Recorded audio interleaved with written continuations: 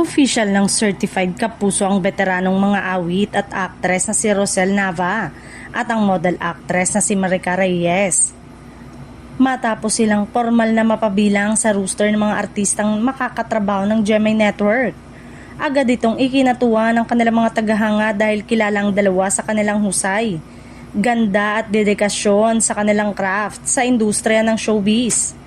Si Rosel Nava ay matagal nang hinahangaan bilang isang mahusay na singer, actress, host at hitmaker na nagbigay buhay sa maraming awiting tumatak sa puso ng OPM fans.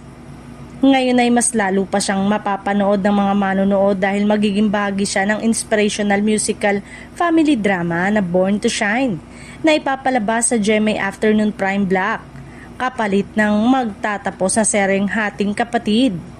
Bukod dito, mas magiging aktibo na si Rosel sa telebisyon dahil isa rin siyang regular talent host sa Sunday musical variety program ng Kapuso Network na All Out Sundays.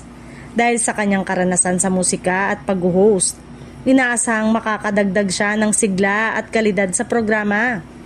Samantala, may malaking proyekto rin na naghihintay para kay Marica Reyes. Napili siyang gumanap na mahalagang papel sa paparating na prime series ng GMA na Whisper from Heaven. Isa itong political drama thriller na maglalahad ng mga kwento tungkol sa kapangyarihan, impluensya at konsensya sa mundo ng politika. Ayon sa mga ulat sa industriya, hindi lamang sina Rosel at Maricar ang posibleng makita ng publiko na lilipat sa Kapuso Network.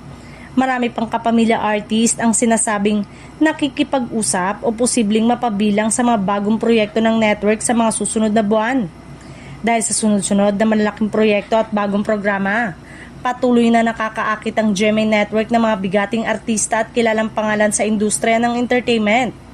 Para sa maraming manonood, isa itong patunay na mas lalo pang paiigtingin ng network ang kanilang lineup ng mga kalidad na palabas sa telebisyon.